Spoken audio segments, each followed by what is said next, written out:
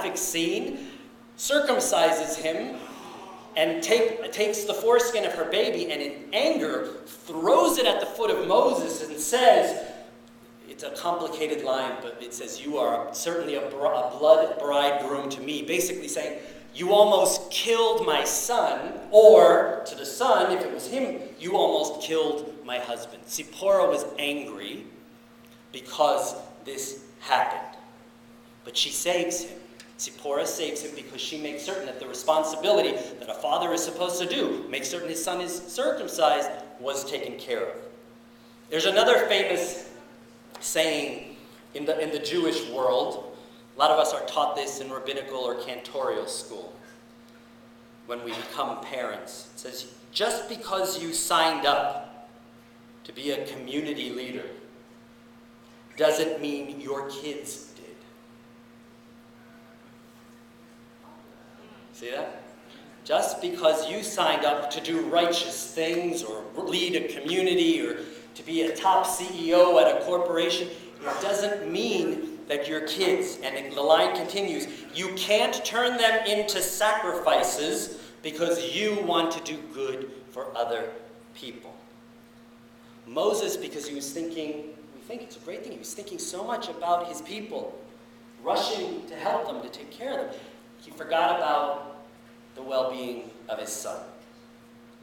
And we think, so many of us, if we don't do X, Y, and Z, nobody's going to do it, so it's just not going to get done. A couple weeks, we celebrate Purim. We take out the Megillah, and we read the book of Esther. And there's a scene in there where Mordecai says to Esther, who's living with King Ahasuerus, here's the plot, they're going to kill us. You have the ability to risk everything and tell your husband, Ahasuerus, that the Jewish people are going to be killed by Haman. But he says also, Mordecai continues, he says, if you remain silent at this time, salvation and rescue will be established for the Jewish people from another place. We don't have to think like this. And what he's saying is, okay, if you don't do it, somebody else will do it. Those of us who are control freaks, we have a real hard time with that. Because I think part of it is a Jewish thing, but Judaism is saying you can't do everything. Because ultimately your responsibility has to be towards your family, your wife, your husband, your partner, your children. And that's your obligation. If a person remains silent and abstains from saving the world, because he must do so for his own family, that's not a bad thing. It's also acknowledging something really important. It's acknowledging a faith in God. Because if you think you're the only one who can do it, that's implying that you are God. And we're not. But by saying, I really want to do this, but my child needs me, my wife needs me, etc., you're saying, okay, if this is really so important, it will work itself out. Now, I'm not telling you this so that you can say, I don't need to do anything. Moses lost sight of this. The rabbis teach us that after he almost dies because he forgets to circumcise his kid, Moses gets back to Egypt with Zipporah and the two boys.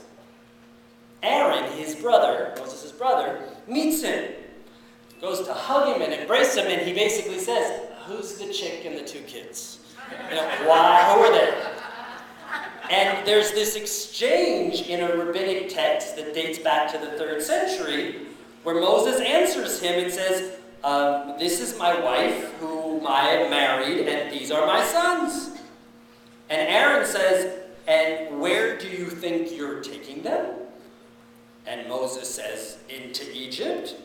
And Aaron replies, we're suffering with the real Israelites, and you come and want to add to them with this woman and these two children? I mean, Aaron was saying, what? We don't need any more people. Without batting an eye, the rabbis teach us that Moses turns to his wife and says, go home to your father. And she does. And we don't hear about her for the entire plague story.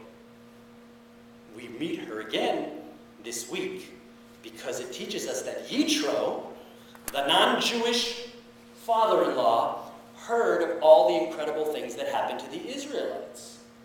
So he was going to congratulate Moses for his accomplishments.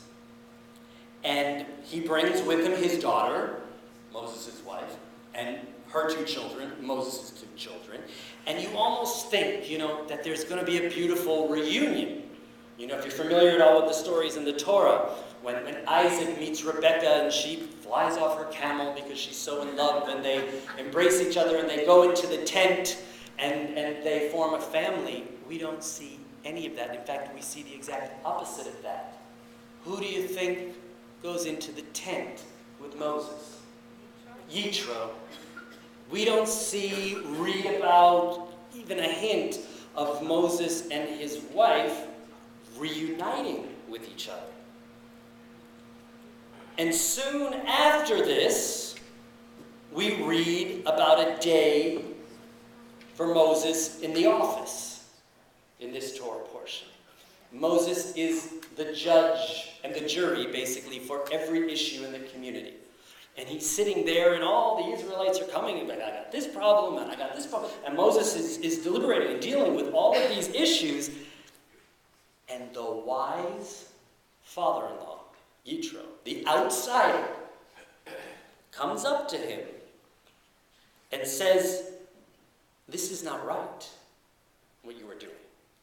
The thing you are doing is not right, because you are going to wear yourself out, and you're going to wear out all of these people, for the task is too heavy for you. You cannot do it alone. You can't do the job alone. The wise words of Yitro. He needed to delegate.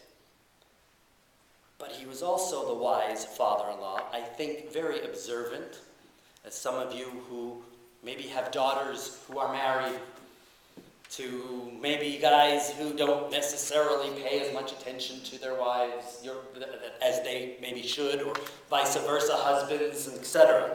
I think when he said to him, you cannot do it alone, he was suggesting too, that you can't live your life alone. Because Moses had been living his life alone in Egypt. His wife and his 2 kids weren't there. They weren't a part of it. And the reason that taking this huge responsibility of trying to solve everybody's problems, well, he had no time to be a husband or a father. And Yitro knew this. So Moses, in this week's Torah portion, starts to delegate and appoints judges and people underneath him.